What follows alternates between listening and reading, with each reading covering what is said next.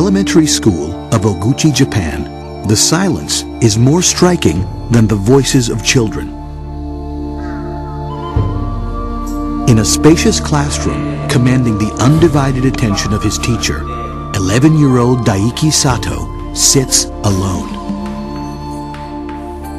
Since kindergarten, he's been the only student in his class because of a startling decline in birth rates. By the end of the century, Japan's population is expected to shrink by half, with 1 out of every 3 people retired. And Japan is not alone. Over the next 50 years, Europe is projected to lose 63 million people, while Russia shrinks almost 20%.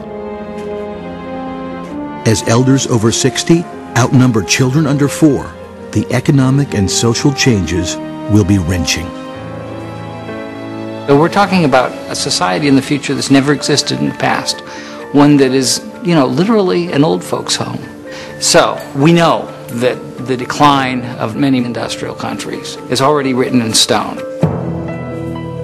Yet rising longevity is not just transforming the industrialized world. More children in developing countries are surviving than ever before. Today, the largest generation of youth in history is entering their reproductive years, igniting an explosion of births. As global population climbs from 6 to 9 billion, the social and environmental strains will be enormous. Our world is now careening in 2 completely different directions as youthful nations reel from rising numbers, while old ones grapple with decline. You see a huge generation gap across countries emerging. That's going to translate into a more polarized world society, and those disparities are potentially very destabilizing. Join us for a journey across 4 continents as we peer into the demographic divide reshaping our world and confronting us with stark choices for the future. World in the Balance. The People Paradox. Up next on Nova.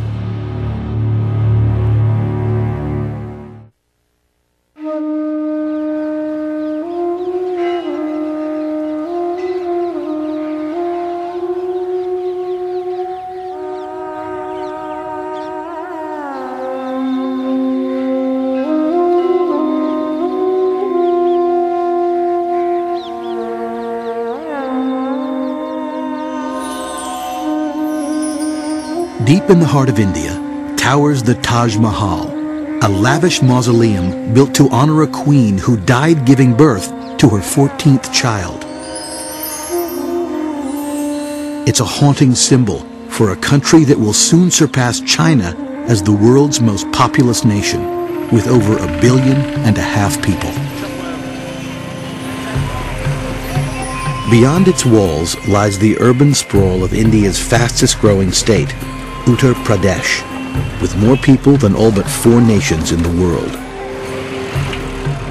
Its population of 177 million is crammed into an area the size of Colorado.